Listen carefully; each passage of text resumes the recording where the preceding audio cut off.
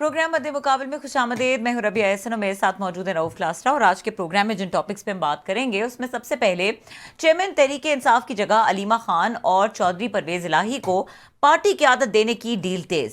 परवेज इलाही को इंतखाबात के बाद पंजाब में अहम ओहदा देने की पेशकश कर दी गई। मुल्तान से सीनियर सहाफी शकील अंजुम ने बड़े दावे कर दिए। दूसरी जानिब शेर अफजल मरवत ने इमरान खान के इंट्रा पार्टी इंतखाबात में हिस्सा न लेने का दावा कर दिया। तर्जुमान पार्टी की तरदीद, पीटीआई की सरबराही के लिए अलीमा खान बुशरा बीबी के दरमियान लड़ाई छिड़ गई, हामियों की एक दूसरे के खिलाफ नारेबाजी, आने वाले इंतखाबात में नून लीग का किंग्स पार्टी बनने का दावा। इसके ऊपर बात करेंगे। इसके अलावा बात करेंगे सेनेटर सैफुल्लाह अब्रोज सेनेट तवानाई कमेटी से फारिग, आजम नजीर तारड़ को सरबराही सौंप दी गई। अचानक अब्रो को हटाए जाने के पीछे क्या आईपीपीज का ताकतवर माफिया है, जाने की तफसीलात आज के इस प्रोग्राम में। और इसके अलावा बात करेंगे सोशल मीडिया पर तस्वीर वायरल होना जुर्म बन गया।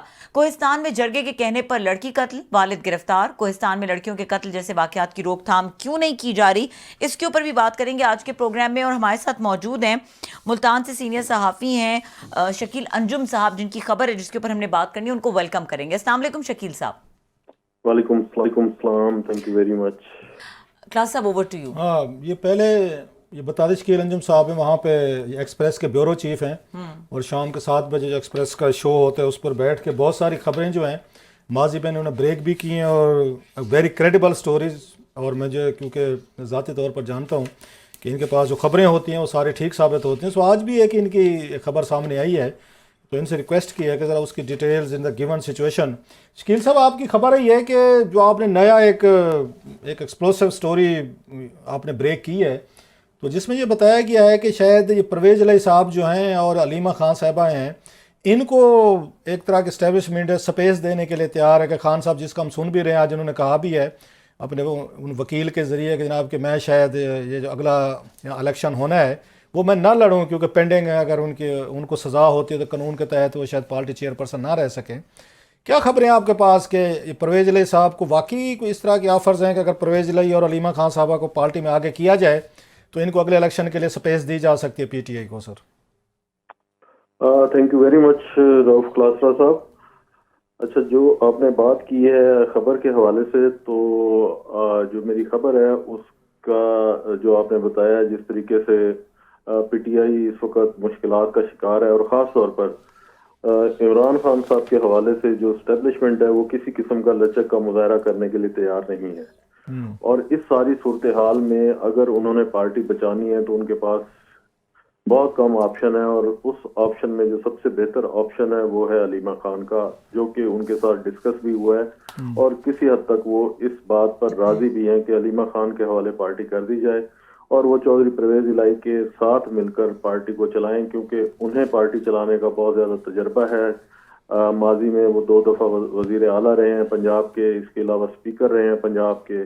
फिर चौधरी जो बिरादरान हैं, आप तो बिरादर कहेंगे, बिरादरान नहीं कहेंगे, उनका खासा अहम किरदार रहा है पंजाब की सियासत के हवाले से। और बहुत सारे ख़ानदान हैं जो उनके साथ जुड़े हुए हैं, उन पर एतमाद भी करते हैं। तो इस वक्त बेस्ट ऑप्शन और बेस्ट चॉइस जो है वो चौधरी परवेज इलाही है इमरान खान के पास कि वो उनके हवाले पार्टी कर दें, अलीमा खान को पार्टी की चेयरपर्सन बना दें और परवेज इलाही जो हैं वो सारे मामलात मिलकर चलाएं और अगला इलेक्शन जो है वो उसी सूरत में ये पार्टी बच पाएगी। अगर इमरान खान ने लचक का मुजाहरा किया और उन्होंने 1 स्टेप डाउन ना किया तो फिर उनके लिए मुश्किलात जिस तरह आए रोज इजाफा हो रहा है तो उनकी मुश्किलात में मजीद इजाफा होगा। और जो पार्टी की बची खुची कुछ लोग हैं वो भी शायद फिर जो ये आने वाला इलेक्शन है जिसके बारे में अभी भी काफ़ी सारी स्पेकुलेशंस भी हो रही हैं, तो फिर शायद वो ये इलेक्शन भी ना लड़ सके और बिल्कुल पार्टी जो है वो स्क्यूज हो जाए, सुकड़ जाए। तो उसके लिए बेहतर ऑप्शन यही है कि इन ऑप्शन पर गौर किया जा रहा है कि अलीमा खान को जो है आगे लाया जाए और पार्टी उन्हें सौंप दी जाए और फिर इंतजार किया जाए जिस तरीके से मियां नवाज शरीफ ने इंतजार किया। आपने देखा कि उस पे आते हैं, मियां साहब पे आते हैं, जरा पहले इसी पे आपकी खबर को थोड़ा सा आगे लेके चलते हैं। तो आपकी खबर को अगर, जो मैं हमेशा समझता हूँ क्रेडिबल खबरें रही हैं, I have been following you for a long time, तो फिर जो आज खान साहब ने अपने वकीलों के जरिए मैसेज भेजा जिस पर इस वक्त पीटीआई के अंदर बहुत बड़ी एक टर्माइल और मतलब डांग सोटा चल रहा है, वो मरवा साहब ने कहा जी खान साहब ने फैसला कर लिया है कि वो इलेक्शन जो है नहीं लड़ेंगे पार्टी का। और अच्छा, साथ में एक और ख़बर भी यही है कि खान साहब के हवाले से चली है कि जनाब कि वो कह रहे हैं कि मेरे ख़ानदान का कोई बंदा जो है वो इलेक्शन नहीं लड़ेगा, ये इंटर पार्टी है, ये भी साथ में चल रही है। पीटीआई वाले कह रहे हैं, उनके तर्जमान जो हैं उन्होंने कि जनाब खान साहब ने अभी ऐसा कोई फ़ैसला नहीं किया। आपकी बातों से लगता है कि कहीं ना कहीं पे ये सोच जो है ये ऐसा ऐसा इसको सीरियस लिया जा रहा है, खान साहब इसको सीरियस ले रहे हैं। और आज उन्होंने वकीलों ने भी कहा है बाहर निकल के, उनके साथ ये डिस्कशन हुई है कि अगर मैं नहीं इलेक्शन लड़ सकता because of the legal cases and सजाएं, तो then who will be the, कौन होगा कैंडिडेट। आप बता रहे हैं कि परवेज अली साहब और अलीमा खान साहबा हैं, लेकिन इसमें कोई कंट्राडिक्शन सी नज़र आ रही है कि खान साहब की तरफ से ये भी आ रहा है सोशल मीडिया इस पे मीडिया पे कि मेरा कोई रिश्तेदार जो है वो पार्टी का चेयरपर्सन नहीं बनेगा, और बुशरा बेगम साहबा के हवाले से भी बातें सुनने में आ रही हैं। देखिए रऊफ साहब, बात ये है कि खान साहब जो है ना पहले चीज़ों को चेक करते हैं, टेस्टर लगाते हैं। तो एक उनके हवाले से ये बात भी बड़ी सरगर्म है और मशहूर रही है कि वो यू टर्न लेने के बादशाह हैं। वो बहुत जल्दी यू टर्न ले लेते हैं, वो चीज़ों को पहले फ्लोट करते हैं, फिर उस पर रिएक्शन देखते हैं। अगर बहुत ज़्यादा सीवियर रिएक्शन ना आए तो फिर वो यू टर्न ले लेते हैं। अलीमा खान अगर इलेक्शन ना भी लड़ें तो फिर कोई ज़रूरी नहीं है कि पार्टी का जो चेयरमैन होगा वही इलेक्शन लड़ेगा।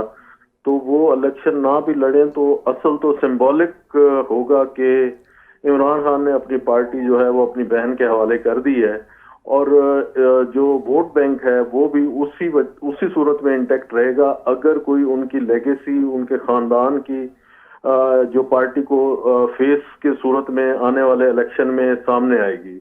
अदरवाइज वो किसी को भी पार्टी सौंप दे तो जो उनका वोटर और सपोर्टर है वो किसी सूरत भी उसको मानने के लिए तैयार नहीं होगा।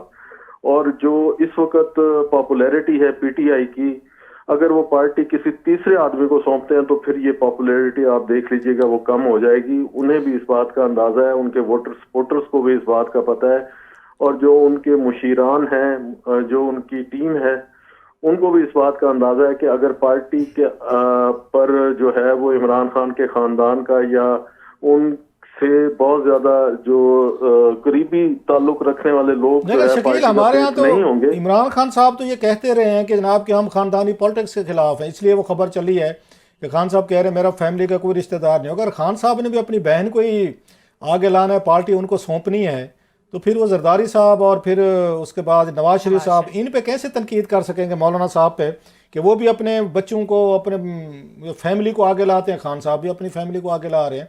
तो आप समझते नहीं कि खान साहब इस मामले में ज़रा केयर करेंगे कि मैंने अपने आप को इक्वेट नहीं करना with Nawaz league, with Asif Ali Zardari या इस पर मौलाना फजल रहमान। वो तो माजी में बहुत बड़े ताबड़तोड़ हमले करते थे कि देखें जी इन्होंने बच्चों के गुलाम बने खड़े हैं, बड़े बड़े लोग हैं, बिलावल के पीछे खड़े हैं, मरियम के पीछे खड़े हैं, फलां के पीछे खड़े हैं। तो खान साहब ये लूज बाल करेंगे आपका ख्याल है अपने मुखालफिन को? ये देंगे इलेक्शन के दिनों में इस तरह का बरूद के वो इनके गलत तकरीरें करें, जलसे जुलूस करें? और फिर अलीमा खान साहब पर बहुत सारी बातें भी होती रही हैं, अब पता है कि उन पे एक अच्छे खासे क्वेश्चन भी थे। इस वक्त जो खान साहब का रोमांस है और जो उनकी शख्सियत को बिल्ड किया गया है माजी में, और जो मौजूदा सूरत हाल है, उसमें खान साहब जो भी फैसला करेंगे तो अवाम जो है उसको कबूल करने के लिए तैयार है। आप देख लें कि खान साहब के हवाले से कितने हमले किए गए, और आखिरी हमला जो है वो जो हाजरा हैं पानेजई, उनकी किताब की लॉन्चिंग की सूरत में भी किया गया, वो भी डिफ्यूज हो गया, खबर मानेका को लाया गया। लेकिन तमाम की तमाम चीज़ों के बावजूद लोग जो है इसको मानने के लिए तैयार नहीं है। वो ये कहते हैं कि ये झूठ है, प्रोपेगेट किया गया है, और हम किस सूरत इन चीज़ों को मानने के लिए तैयार नहीं है। बस एक ही बात है कि इमरान खान जो है वही इस मुल्क का निजात दहिंदा है, और उसी ने इस मुल्क को बचाना है। और वो जो सबसे बड़ा जो एलिगेशन है जो आवाम समझती है वो है करप्शन का। और खान साहब ने, आप इसको दाद दें या जो भी कहें, कि अपना जो नैरेटिव है इन दोनों पार्टियों के खिलाफ करप्शन का, वो उन्होंने इतना ज्यादा बिल्ड किया है कि आप ये देखें कि बावजूद कोशिश के वो नैरेटिव खत्म होने का नाम नहीं ले रहा, बल्कि उसको जो है आप ये समझे कि इस सारी सूरत हाल के बावजूद कि अब नवाज शरीफ भी वापस आ गए हैं, मरियम नवाज भी सियासत कर रही हैं, शहबाज शरीफ भी सियासत कर रहे हैं, उधर से बिलावल भुट्टो भी सियासत कर रहे हैं, जलसे कर रहे हैं, लेकिन इसके बावजूद जो अवाम में पजीराई होनी चाहिए थी वो उनको अभी तक अच्छा, नहीं रबिया ठीक मिला। है का कुछ सवाल है जरा। शकील अंजुम साहब, आप एक तरफ तो ये कह रहे हैं कि अगर in the given circumstances Pervaiz Elahi Aleema Khan को नामजद कर दिया जाता है पार्टी लीड करने के लिए तो लोगों में पॉपुलैरिटी उस तरह से नहीं रहेगी, और दूसरी तरफ आप ये कह रहे हैं कि people are now in the mood कि कुछ भी आ जाए तो वो कोई भी डिसीजन आए उसको एक्सेप्ट करेंगे। सो एक तो इस चीज को वाजे करें, दूसरा ये बताएं कि नहीं नहीं पार्टी नहीं के नहीं, अंदर मैंने कौन ये नहीं नाखुश कहा, होगा। मैंने ये बिल्कुल नहीं कहा कि वो जो है पीपल उसको जो है एक्सेप्ट नहीं करेंगे और पॉपुलैरिटी नहीं होगी अलीमा खान और परवेज इलाही के आने के हवाले से। मैं बल्कि इस बात को ये कह रहा हूँ, ये सपोर्ट कर रहा हूँ कि अगर ये कि दो लोग लोग एक्सेप्ट आएंगे तो करेंगे। पार्टी सरवाइव कर जाएगी ठीक और है, लोग भी इसको एक्सेप्ट करेंगे। ठीक है। अच्छा शकील साहब, ये बताइए कि पार्टी के अंदर से कौन लोग होंगे जो इसकी मुखालफत कर रहे हैं, या जिस तरह आपने ये खबर दी है तो आपके पास कुछ पार्टी के हवाले से भी इंसाइट्स होगी क्योंकि जुम्मे को इंट्रा पार्टी इलेक्शन है, तो क्या ऐसा कुछ सिनेरियो नजर आ रहा है कि मजीद टूट फूट का शिकार हो पार्टी और मजीद इसके अंदर से धड़े बन जाए? देखिए, जो पीएमएल, ये जो पीटीआई है वो शुरू से ही धड़ेबंदी की शिकार रही है। जब ये वजूद में आई और उसके बाद जब इसे बूम मिला तो उस वक्त भी ये बात बड़ी ज़बान ज़द आम थी कि शाह महमूद कुरैशी और जहांगीर तरीन के दो धड़े हैं, और उसके बाद जब जहांगीर तरीन की छुट्टी होगी तो फिर भी पार्टी में डिवीजन मौजूद रही, और किसी न किसी हवाले से एक धड़ा जो है वो बुज़दार के हवाले से सपोर्ट करता था। फिर फवाद चौधरी ने कोशिश की कि अपना जो है वो धड़ा बनाए, लेकिन ये सारी कोशिशों के बावजूद तो जो पार्टी की कमांड है वो इमरान खान साहब के पास ही रही, और जो भी वो फैसला करते थे तमाम पार्टी को उसको ये कबूल शकील एक करना बात पड़ता बताएं, था। ये आपने धड़ेबंदी की बात की, किस पार्टी में धड़ेबंदी नहीं है, बल्कि मेरी तो ये अंडरस्टैंडिंग है एज ए रिपोर्टर के तौर पर, ये धड़ेबंदी तो ये लीडरशिप खुद करवाती होती है, इन्हें सूट करती है, नवाज शरीफ साहब को सूट करती है, चौधरी निसार अली खां और ख्वाजा आसिफ जो हैं वो लड़ते रहें, उन्हें सूट करता है कि यहाँ पे ये ख्वाजा आसिफ और ये शायद खकान अब्बासी साहब लड़ते रहें, ये मैं नाम ले रहा हूँ। ऐसे जरदारी साहब को सूट करता है कि वहाँ पे आपको याद है गिलानीज की और ये शाह महमूद कुरैशी साहब जब वहाँ पे थे इनकी लड़ाई चलती रहे। अभी भी सिंध और पंजाब के हवाले से इनकी लीडरशिप जो है इसमें उनके बहुत सारे इख्तलाफ होते हैं। इनको तो सूट करता है कि पीटीआई के अंदर भी 3-4 ग्रुप रहें ताकि ये इकट्ठे होकर कभी पार्टी लीडरशिप के खिलाफ कू ना करें या कोई बैठ के अपनी मर्जी का काम ना करें। सो अगर यहाँ पीटीआई में धड़े हैं तो ये कौन सी नई बात है सर? ये तो हर पार्टी करती है। ये रबिया का सवाल था कि धड़ेबंदी हो जाएगी अगर वो परवेज इलाही और उनके हवाले करते हैं पार्टी अपनी बहन के हवाले, तो ये धड़ेबंदी से कोई फर्क नहीं पड़ने लगा। मेरा ये ख्याल है कि जो फैसला पार्टी की लीडरशिप करती है उसको सबको कबूल करना पड़ता है। अदरवाइज आप देखें कि जिसने पार्टी पॉलिसी से इनहराफ किया है, जैसे आपने अभी मिसाल दी चौधरी निसार अली खान की, तो आज चौधरी निसार अली खान की सियासत कहाँ खड़ी है, और जब वो नवाज शरीफ के साथ थे तो उनकी सियासत कहाँ थी। इसी तरह ये तमाम लोग जो मौजूद हैं जो मुखालफत तो करते हैं। अच्छा शकील, थोड़ा सा अब आपको लगे हाथों जरा थोड़ा सा साउथ पे लेकर आते हैं, इतना बड़ा क्योंकि इलेक्शन आ रहे हैं, सारी चीज़ें आप बड़े कोई 30 साल से वहाँ से रिपोर्टिंग कर रहे हैं, ब्यूरो चीफ है वहाँ पे एक्सप्रेस टीवी के, और बाकी आप इशू एक्टिव ऑन ग्राउंड आप उसमें जर्नलिस्ट हैं, अब वो खबरें भी होती हैं। मैं उन पे आने से पहले ये कितनी इसमें ये हकीकत है कि जो हमें सामने नज़र आ रही है अडियाला के बहर आजकल अलीमा खान साहब के भी हामी आते हैं, नारे मारते हैं, बुशरा बेगम साहब के भी हामी आते हैं, नारे मारते हैं, वीडियोस भी आ रही हैं, प्ले कार्ड भी आ रही है। वाकई यहाँ पे अलीमा खान साहबा वर्सेस बुशरा बेगम साहबा कोई पार्टी के अंदर घर के अंदर कोई इस तरह के इश्यूज चल रहे हैं, या हम मीडिया वाले लोग जो हैं ये हाइप क्रिएट कर रहे हैं, इन दोनों को लड़ाई दिखाने की कोशिश कर रहे हैं? नहीं, देखिए बात यह है कि जब खान साहब ने ये शादी की थी तो उस वक्त भी ये खबरें आई थी कि उनकी बहनें जो हैं वो इस शादी से खुश नहीं है बुशरा बेबी के साथ। तो उस उन्होंने वक्त क्योंकि जमान पार्क लिखवा लिया था, जमान पार्क में वो उन्होंने अपने जमान पार्क अपने उसमें मेरा ख्याल हक मेहर में लिखवा लिया था, बहनें शायद उस वजह से भी वो खुश नहीं थी कि हमारे वो था जो फैमिली का घर था। बहरहाल एनीवे, बहरहाल वो इस शादी से खुश नहीं थी भी और हैं भी, तो इसलिए ये जो है उनके दरमियान इस किस्म की चीजें चलती रहेंगी। लेकिन मेरा ये ख्याल है कि जो हमने स्टोरी की है आने वाले दिनों में आप देखेंगे कि उस पर जो है वो अपना जो है पार्टी पॉलिसी उसी तरफ जाएगी। मतलब ये जो शकील जो खदशात थे बड़े अरसे से जब परवेज अली साहब को पकड़ के जेल में डाला गया था, उस वक्त बहुत सारे लोग जो है ना इसको मानने को तैयार नहीं थे कि जनाब चौधरी साहबान इतने कहाँ पे इनमें ताड़ा आ गई, अगर डट जाएं एस्टेब्लिशमेंट के सामने, डट जाएं, पहलवान बन जाएं, चैलेंज करें जी हम तो जी बिल्कुल इस वक्त एस्टेब्लिशमेंट के साथ नहीं है तो खान साहब के साथ खड़े हैं। तो बहुत सारे लोग कहते थे, वो कहते चौधरी साहबान को बचाया गया है, इनको रखा गया है, इनकी रेपुटेशन डेवलप करके एंटी एक एक एस्टेब्लिशमेंट दिखा कि अल्टीमेटली पार्टी इन्हीं को ट्रांसफ़र करवानी है। तो आपकी खबर तो इस बात को वो कर रही है, कंफर्म कर रही है कि चौधरी साहबान को जो जेल में रखा गया था, चौधरी साहब को, तो मकसद तो पार्टी को ट्रांसफ़र करवाना था कि पार्टी आप इसको इधर ये खान साहब से चौधरी साहबान की तरफ लेकर जाए। आपकी स्टोरी तो उसी तरफ इशारे कर रहे। फिर तो वो उस वक्त कंस्पिरेसी थ्योरीज जो थी वो ठीक थी। रऊफ साहब देखें, चौधरी बिरादरान या चौधरी परवेज हिलाई के हवाले से हम ये कहते हैं, और जितने भी जर्नलिस्ट हैं उनको ये पता है कि चौधरी साहब जो है वो हमेशा उनका साथ जो है एस्टेब्लिशमेंट के साथ रहा है और उन्होंने हमेशा प्रो एस्टेब्लिशमेंट सियासत की है। उनको जब भी वहां से कोई आवाज या इशारा आता था तो वो उस पर लब्बैक कहते थे। ये पहली मर्तबा ऐसा हुआ है कि चौधरी परवेज इलाही जो है वो इतनी लंबी जेल भी काट रहे हैं। उनका पूरा खानदान जो है वो इस वक्त मुश्किलात का शिकार है। मोहन इलाही जो है वो बैरून मुल्क हैं, उनकी फैमिली इधर है। तो मेरा ये ख्याल है कि उन्होंने ये सोचा है कि शायद इस मर्तबा जो उनकी सियासत है, क्योंकि नून लीग में अगर उन्होंने सियासत करनी है और मोहन इलाही ने फ्यूचर की सियासत करनी है तो पीटीआई के अलावा उन्हें अपना फ्यूचर कहीं दिखाई नहीं दे रहा। इसलिए उन्होंने इस बात का फैसला किया है कि अगर एस्टेब्लिशमेंट को नाराज करके और हालात और वाकयात का मुकाबला किया जाए, और पाकिस्तान में हालात तब्दील होने में कोई वक्त नहीं लगता। आपने देखा कि 2018 के इलेक्शन में बिल्कुल यही बात। एक मिनट शकील, अगर चौधरी साहबान आप बता रहे हैं एक तरफ डटे हुए हैं, खड़े हुए हैं, बिल्कुल ठीक है जी, जट का खड़ा जट डट गया जी, मान लिया जी, फेयर एनफ। तो दूसरी तरफ एस्टेब्लिशमेंट अगर उनसे खुश नहीं है, मोहन इलाही के आप बिल्कुल ठीक बता रहे हैं, वो तो रेड वारंट निकालने वाले हैं मेरा ख्याल है, उनके वो अब्सकॉन्डर करार दे देगा और बहुत कुछ है। तो फिर वही एस्टेब्लिशमेंट जो है वो इन चौधरी साहब के हवाले पीटीआई क्यों करना चाहती है? देखें, at the end of the day इस पार्टी को बिल्कुल खत्म तो नहीं किया जा सकता, ना ही इसका वजूद खत्म किया जा सकता है।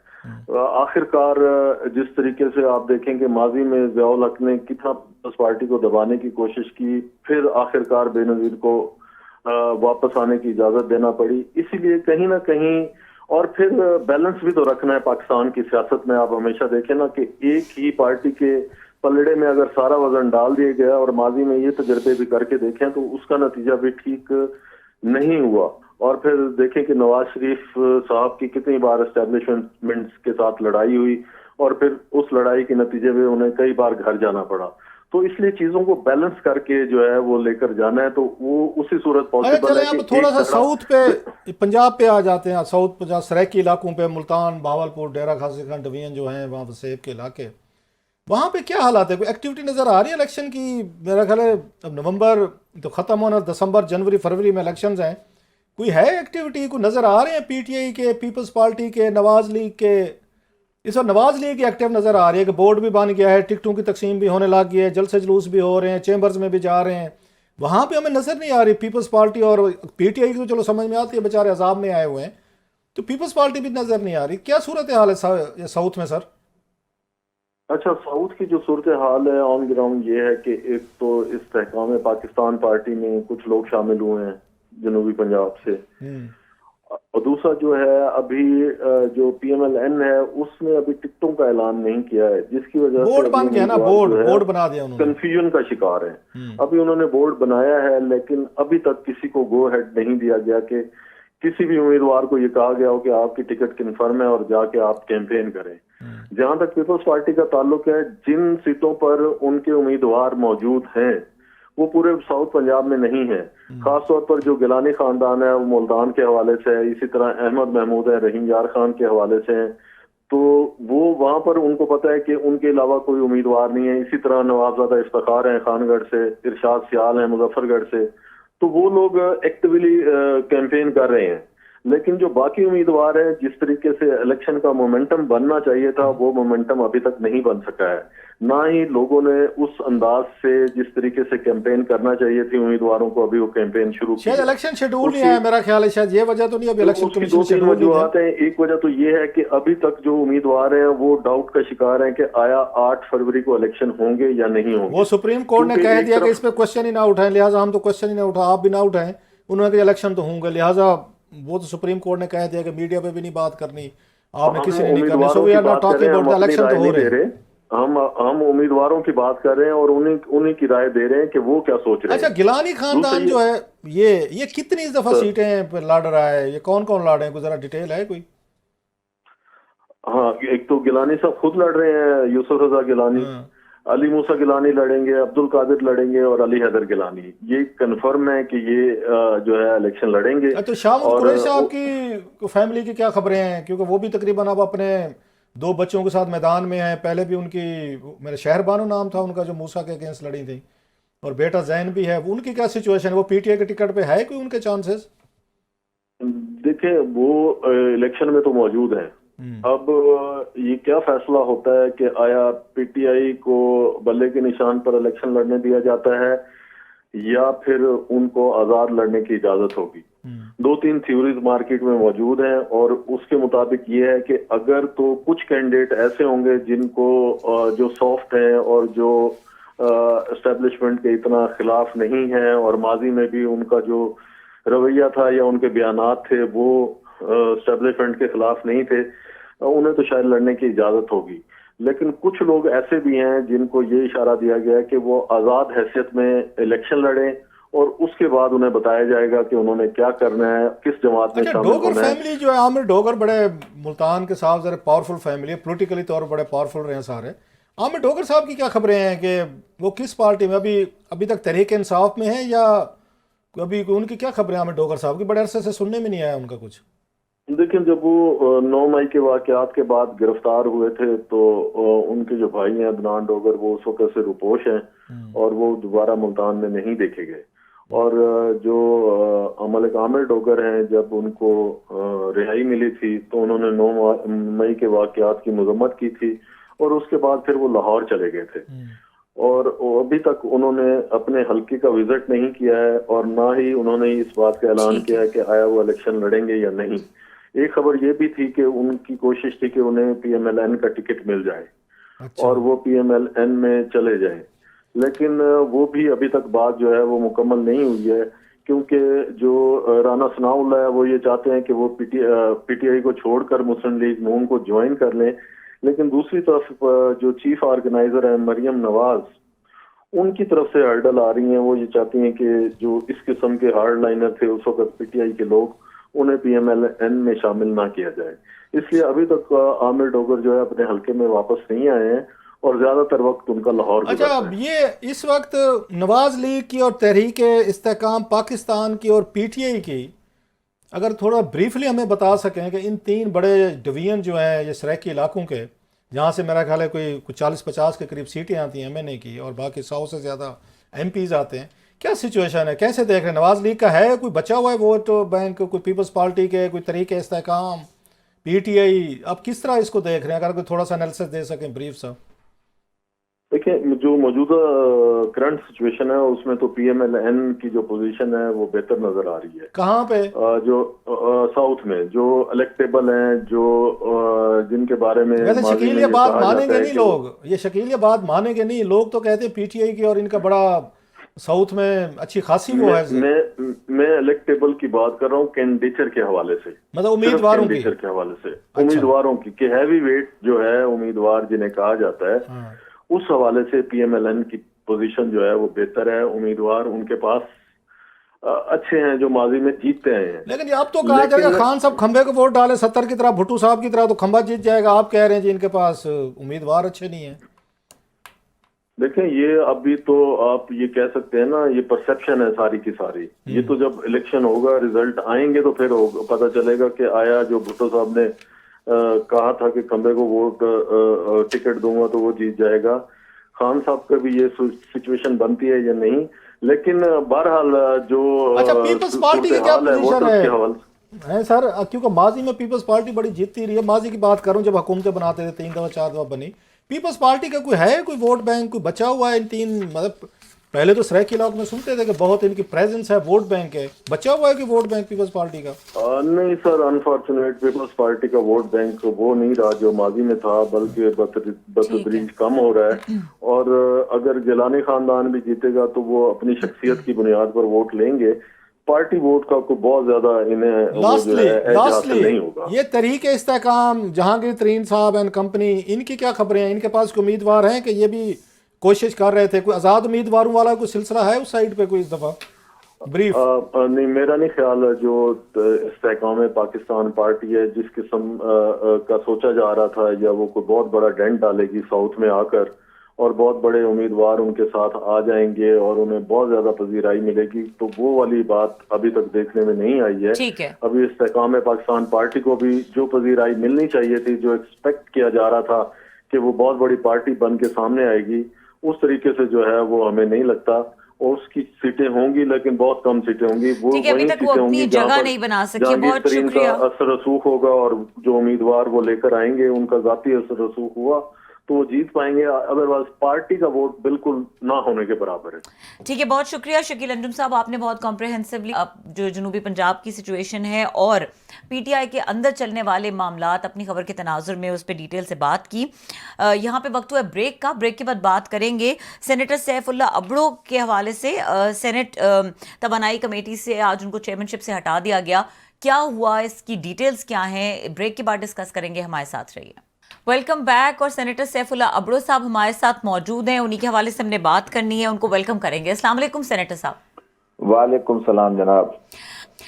अच्छा सेनेटर साहब, आज जो वाकया हुआ उसके बारे में ज़रा बात करेंगे। आज कमेटी का इजलास था और आपके खिलाफ अदम एतमाद आ गई, आपको चेयरमैनशिप से हटा दिया गया। क्या डिटेल्स थी, क्यों हुआ ऐसा? जी, हमारी कमेटी की मीटिंग तो पावर कमेटी की कल थी, तो वो पावर कमेटी की मीटिंग कल हो गई थी। उसमें 2 टेंडर थे।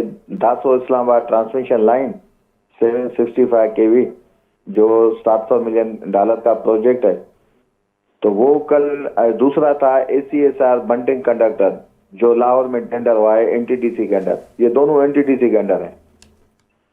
तो वो दोनों प्रोजेक्ट कल उनके जो हैं वो नल एंड वाइड करा दिए गए कि दोनों प्रोजेक्ट गलत कंपनी को अवार्ड किए गए हैं।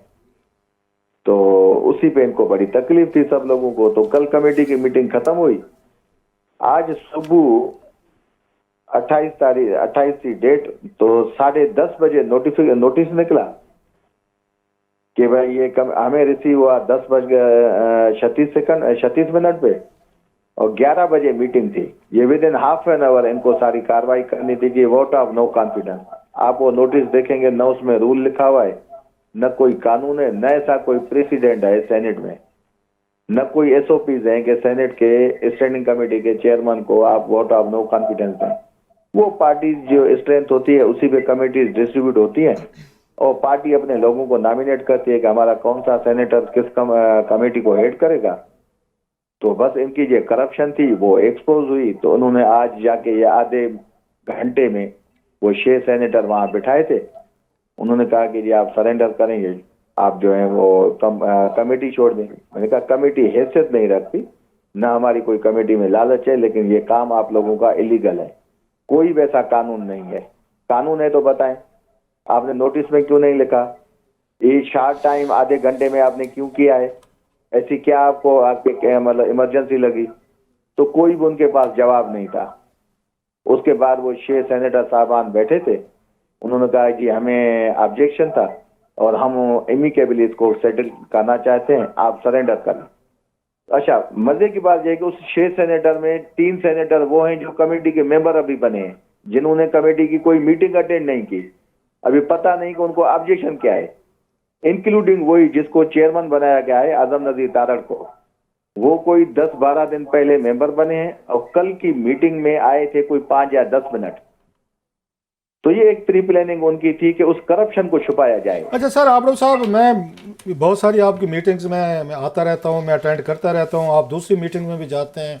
You are a very fair brand, मतलब है आप अच्छा खासा जोश और पूरे तगड़े फैक्ट्स फिगर के साथ बात करते हैं। आई मस्ट से, आपको क्या लगता है कि आप तहरीक इंसाफ के सेनेटर हैं, आपको तहरीक इंसाफ का सेनेटर होने की वजह से हटाया गया है, या आप समझते हैं जो बात आप कह रहे हैं कि करप्शन आपने हाईलाइट की कुछ सर्टेन प्रोजेक्ट्स में, उसकी वजह से हटाया गया? What is your take sir?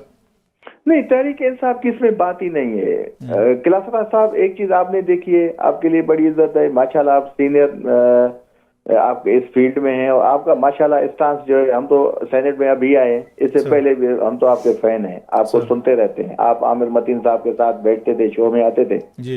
Actually बात है करप्शन की। सेनेट ये एक दुकान बन चुकी है। सेनेट की जो हायर अथॉरिटीज वहां बैठी हैं, वो जब भी आप किसी कमेटी की में किसी ऑफिसर्स की करप्शन को एक्सपोज करेंगे, वो जो हायर अथॉरिटीज सेनेट की है वो ऊपर आ जाती हैं कि भाई ये इस करप्शन को छोड़ दें। उसके पीछे आप असबाब समझते हैं कि वो लोग पहुंच जाते हैं सेनेट में, आके बैठ के डीलिंग करते हैं, और जो सेनेटर उनके करप्शन के इस पॉलिसी में उनके साथ नहीं चलेगा तो उसके साथ यही होगा।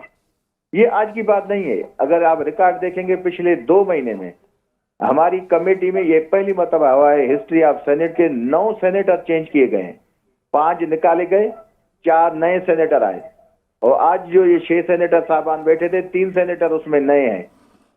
इन्होंने मीटिंग अटेंड नहीं की। एक सेनेटर ने 2 मीटिंग अटेंड की, 2 तो आते ही नहीं मीटिंग में, वो नए आए हैं। उनको ऑब्जेक्शन क्या था? सिर्फ वो एक सेनेट की अथॉरिटी है जो चाहती है कि मेरे सामने कोई भी सर उठा के न चले, मैं हुक्म करूं। अच्छा, तो कल जो इजलास हुआ जिसकी आप बात कह रहे हैं 3-4 घंटे तक, वहाँ भी बहुत सारी ज़्यादा आपकी डिबेट हुई है, गर्मी सर्दी हुई है, शाउटिंग मैच हुआ है कुछ सेनेटर्स के साथ। तो इसी इशू पे था, वो कॉन्ट्रैक्ट्स के इशू पे था, जो कॉन्ट्रैक्ट वहाँ पे आप बता रहे हैं कि कुछ उनमें इरेगुलरिटीज़ थी और उनमें कोई करप्शन थी। बल्कि मेरी तो शायद ये भी थी, खबर थी कि आपने ये भी कहा है कि आपको शायद कोई पैसों की ऑफ़र की गई थी, कोई 2 बिलियन रुपीज़ की ऑफ़र हुई आपको कि जी ले लें और आप इस पे चुप रहें, बात ना करें। Is it true sir? Klasra साहब, बात ये कि कल जो आपने सवाल पूछा ना कि कमेटी में, तो कमेटी कल 4 घंटे हमारी चली है सर, और तजुब हुआ कि जो लोग आज शामिल थे इस मूव में, वो पिछले कुछ मीटिंग से ये माहौल बना रहे थे। उधर से कमेटीज की कंपोजिशन चेंज हो रही थी, इधर जब कमेटी में उनकी करप्शन तो पिछले 4 महीने से बिल्कुल उन पर फिक्स हुई है कि दासो इस्लामाबाद ट्रांसमिशन लाइन में जो लाट 1 साइनो हाइड्रो को दिया गया है वो डिस्क्वालिफाइड कंपनी है।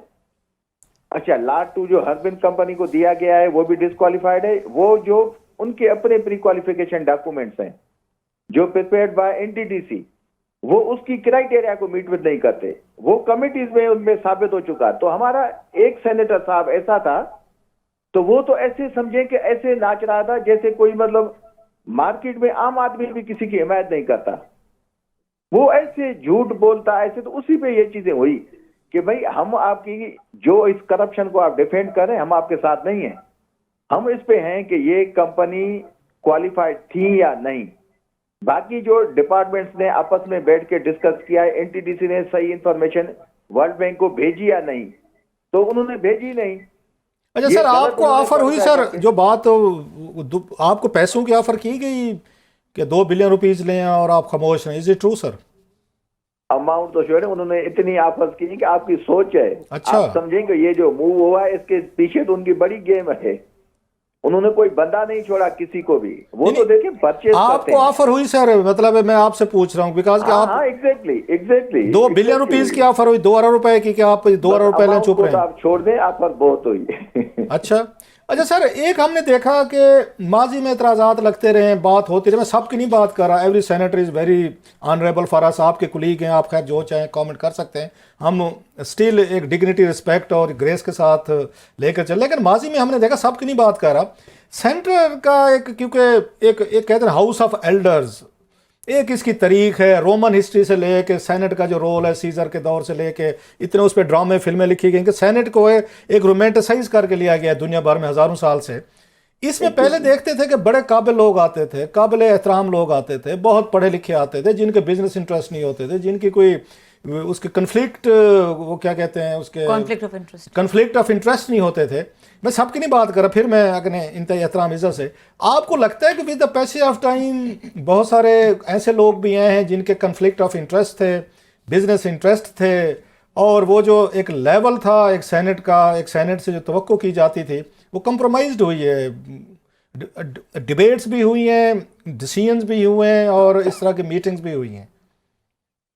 देखिए जी, बात ये है कि किसी भी सेनेटर का बिजनेस करना या ये चीजें जो है ना, ये कॉन्फ्लिक्ट ऑफ इंटरेस्ट अपनी जगह आता नहीं। आपको पता है कि यहाँ तो हमारे यहाँ 18 मेंबर जो है वो वकला हैं, ऐसे ही डॉक्टर्स हैं, ऐसे इंजीनियर्स हैं, ऐसे ही कंस्ट्रक्शन कंपनीज के ओनर हैं, और ऐसे लैंडलॉर्ड भी हैं, किसी का और कोई बिजनेस है, तो ये कोई ऐब नहीं है, ये टॉप टैक्स पेयर भी लोग होते हैं। बात ये है कि जब वो किसी भी डिपार्टमेंट को उनकी आप अच्छी बातों को अप्रिशिएट करें, अगर गलत काम है तो उसके सामने इन सेनेटर को खड़ा होना चाहिए, उसकी हिमायत किसी को भी नहीं करनी चाहिए। अनफॉर्चुनेटली इस हाउस में मुझे तो 3 साल हुए हैं तकरीबन।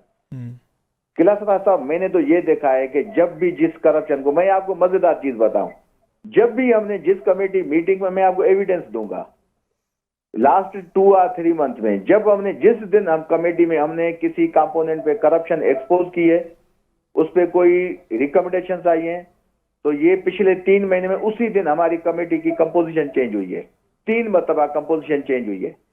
5 सेनेटर निकाले गए, 4 नए सेनेटर लाए गए। ऐसे ऐसे सेनेटर जिन्होंने मीटिंग अटेंड नहीं की, जो आज नो कॉन्फिडेंस मूव में बैठे। अच्छा सर, एक और भी आबड़ो साहब एक ये भी है, मतलब सब के लिए 5-10% की बात मैं कर रहा हूँ।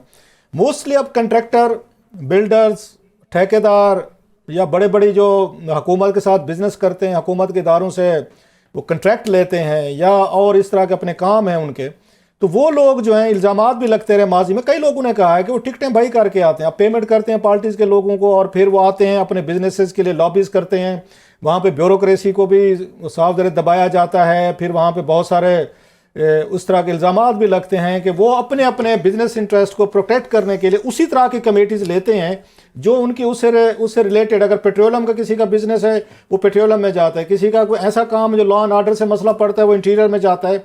इसी तरह हम आगे देख, फाइनेंस कमेटी बहुत बड़ी अहम समझी जाती है कि वहाँ बड़े फैसले होने होते हैं। ऐसे एनर्जी वाली आपकी कमेटी थी, NHA की कमेटी का कहा जाता है, वहाँ बड़े बड़े ठेकेदार जो थे, माजी की बात कर रहा हूँ मैं।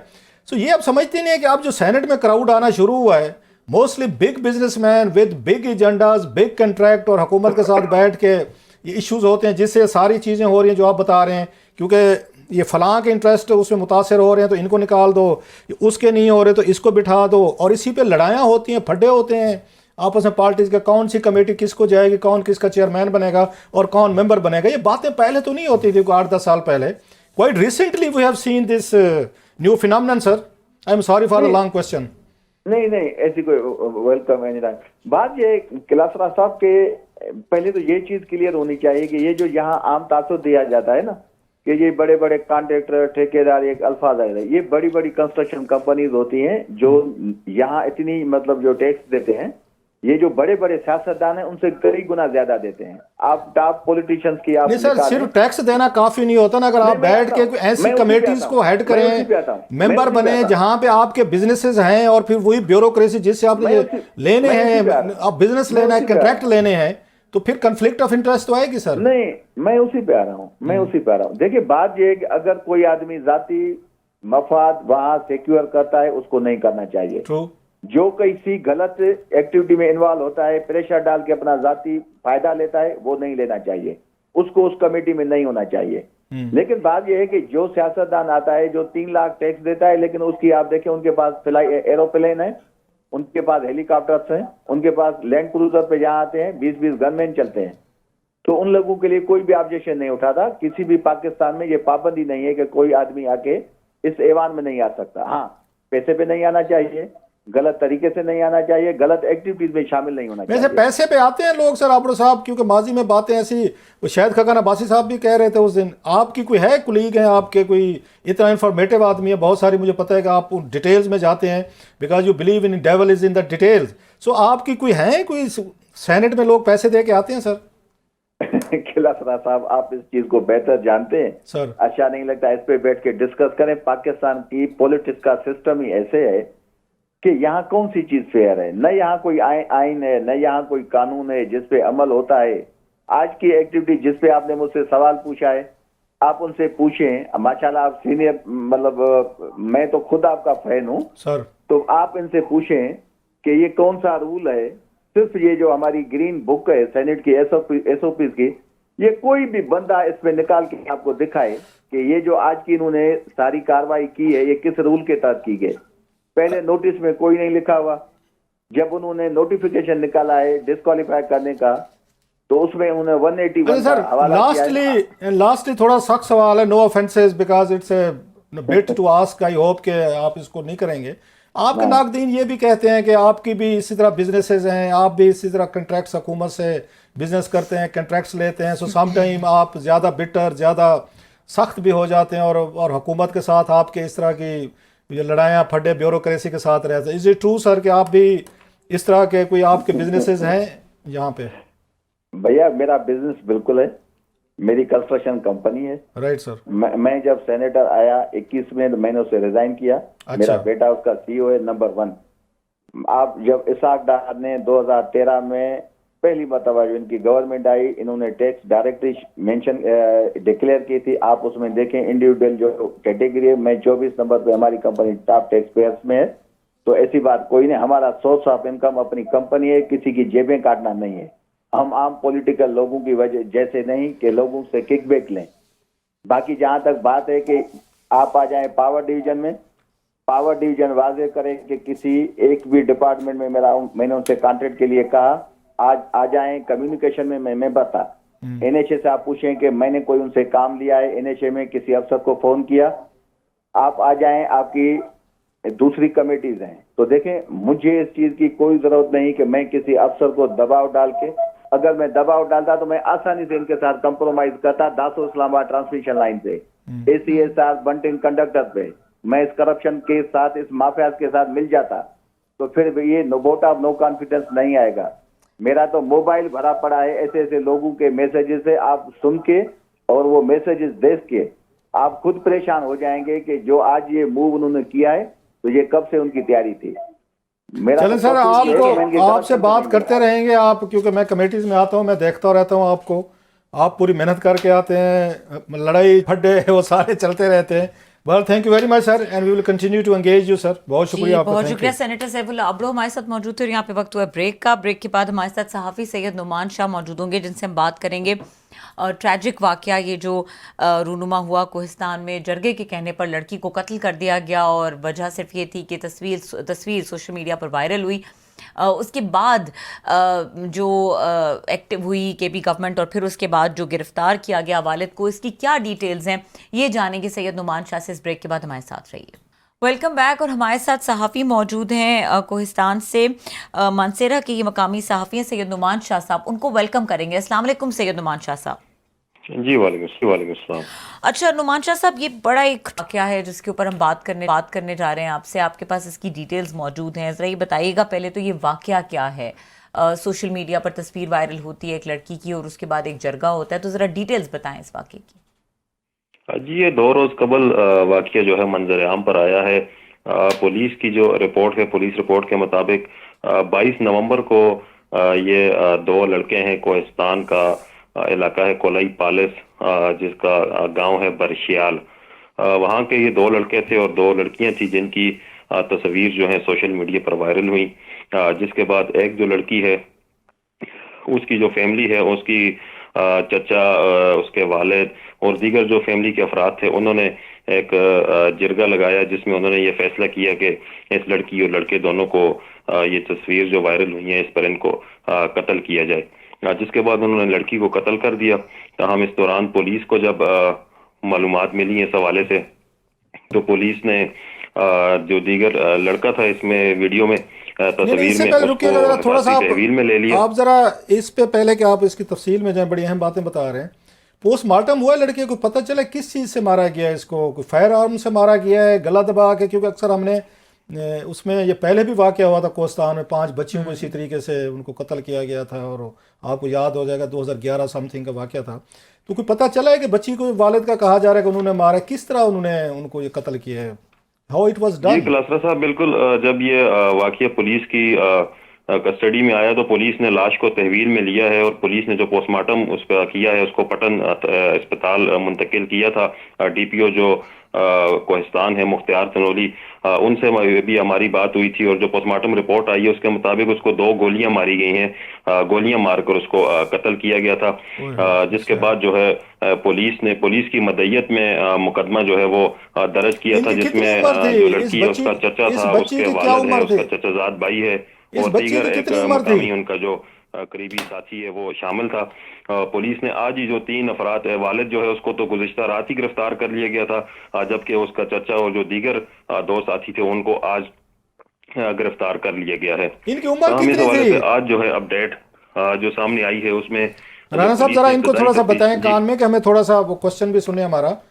इनकी जी, जी, इनकी जी। बच्ची की कितनी उम्र थी सर, ये जिनको गोलियां मारी गई हैं? और कोई पता चला है कि मतलब वो सर में या किस तरीके का पोस्टमार्टम की रिपोर्ट जो सामने है, इनकी उम्र कितनी थी? जी, इसकी 17 से 18 साल उम्र थी। ताहम मुकम्मल जो पोस्टमार्टम रिपोर्ट है वो तो पुलिस ने अभी तक मीडिया से शेयर नहीं की। ताहम जो पुलिस ने तफसीलात बताई हैं उसके मुताबिक 2 गोलियां उसको मारी गई हैं, 2 गोलियां मारकर कत्ल किए गए। और ये वालिद पे लगा है, वालिद ने मारी है? जी, वालिद और चचा दोनों ने। तो ये बाकी कितने लोग हैं, जिरगे में कितने लोग थे? इतने मतलब रूथलेस हैं, कोई वहां पे कोई ऐसा बंदा नहीं है पूरे, ये पहले भी हमने देखा जैसे 5 बच्चियों को ऐसे मारा गया था। इतनी बेरहमी जी, है, बिल्कुल। इतनी रूथलेसनेस है कि एक उस पर क्लिप आए हैं और जो बाद में पता चला एडिट थे, डॉक्टर थे, गलत थे, तो कोई किसी का बिल्कुल कोई वो क्लास नहीं साहब, है। यही अफसोसनाक चीज़ है कि आज जो मतलब अभी पुलिस ने जब इब्तदाई तहकीकात की तो अभी ये मालूम हुआ कि वो फोटोशॉप में एडिट शुदा तस्वीर थी और वो ओरिजिनल भी नहीं थी। मतलब लड़की की अलग तस्वीर थी, लड़के की अलग तस्वीर थी और उनको एडिट करके फेसबुक आईडी पर शेयर किया गया था। जिसके बाद अभी FIA साइबर क्राइम की भी मदद ली जा रही है। पुलिस का कहना है कि जिनकी मदद से उस आईडी को ट्रेस किया जाएगा कि किसने ये शरारत की और ये खून की होली हुई। ये टिकटॉक पे आया है या फेसबुक पे, रील्स पे आया है, किस पे ये चीज है? ये जब जी, ये फेसबुक पे वायरल हुई थी। अच्छा, जो पहले वाकया हुआ था 2011 वाला जिसपे चीफ जस्टिस इफ्तिखार चौधरी साहब ने सुबह मोटो लिया था, मुझे खुद याद, मैंने उसकी प्रोसीडिंग कवर की जी, हुई है। जी। उस वक्त 5 लड़कियों को मारा गया था। वो बेचारी इसी तरीके का कोई शादी का फंक्शन था, एक नौजवान बच्चा वहां पे डांस कर रहा था और वो बच्चियां जो हैं तालियां मार रही थी, and they all were killed. उनका क्या बना, व्हाट हैपेंड टू देम? वो जो किलर्स थे कुछ उनका क्या हुआ सर? जी कलासरा साहब, वो अभी एक दर्दनाक कहानी थी। 2010 में ये शादी का फंक्शन की वीडियो थी जिसमें 2 लड़के थे, नजर कोस्तानी था और उसका एक भाई था। वो डांस कर रहे थे और लड़कियां तालियां बजा रही थी। 5 लड़कियां थी, जिनमें से 4 को तो उसी वक्त ज़िबा कर दिया गया था, ज़िबा करके कत्ल किया गया था। जबकि उसका केस अफजल कोस्तानी इन लड़कों का भाई था जो सुप्रीम कोर्ट तक वो केस लेकर चल रहा था। बाद में उनके 2 भाई थे, उनको भी कत्ल कर दिया गया था और ये अफजल कोस्तानी जो केस की पैरवी कर रहा था इसको भी कत्ल कर दिया गया था एबटाबाद में केस के कुछ अरसे बाद। 9 अफराद इस केस में टोटल अब तक कत्ल हुए हैं। जिसके बाद केस की फाइलें तो अब बंद हो चुकी हैं, तो हम 9 अफराद उस अंदोनाक जो वाक़या है उसमें कत्ल हुए हैं। उसके बाद अभी उस केस की पैरवी कोई भी नहीं कर रहा। तो क्या ये पुलिस फिर क्या कर रही है सारी? कोई उस लॉलेस कंट्री से वो गॉडलेस कंट्री, लॉलेस कंट्री है कि जहाँ पे कोई किसी को कत्ल कर दे, बेटी को कर दे, बच्चियों को कर दे, भाइयों को कर दे, नो लॉ एंड ऑर्डर, कोई फोर्सेस नहीं है, कोई वहाँ पे कोई सियासी रहनुमा, बस सियासी रहनुमा कहाँ से आएंगे जब ये पहली बार तो लॉ की आनी चाहिए थी। So it's a lawless land, मतलब कोई भी है गॉडलेस कंट्री। अगर बात की जाए तो पहले से काफी बेहतरी आ चुकी है। मतलब जो 2010 में जब हुआ था उसके बाद 4 लड़कियां पहले कत्ल हुई, फिर उसके बाद 5 लोग फिर कत्ल हुए। लेकिन अभी जब ये वाकया हुआ, जब ये तस्वीर आई तो पुलिस को ये खदशा था कि इन 4 अफराद को कत्ल कर लिया जाएगा। लेकिन सिर्फ एक लड़की के कत्ल होने के बाद पुलिस हरकत में आई और जो दूसरे 2 लड़के हैं उनकी भी जान बचाई गई और जो लड़की है उसकी भी जान बचाई गई। इस वक्त पुलिस ने ये शोटी उनके खानदान वालों से ली है कि जो दीगर 3 अफराद हैं इनको जो है कुछ भी नहीं होगा। और जो एक लड़का है उसको आज हिफाजती तवील में अदालत में भी पेश किया गया है। कल जो दूसरी लड़की थी उसको भी हिफाजती तवील में लेकर अदालत में पेश किया गया और उसके खानदान वालों ने बाकायदा 30 लाख की शोटी दी है कि हम इसको कुछ भी नहीं कहेंगे। और ये एक इस तरह का चीज थी, वो एडिट शुदा तस्वीर थी और गलतफहमी की बुनियाद पर जो हुआ है। लेकिन एक लड़की जो है उसका लाजमी बात है वो जल्दी में जो उन्होंने फैसला कर लिया और उसका वो कत्ल हो गया।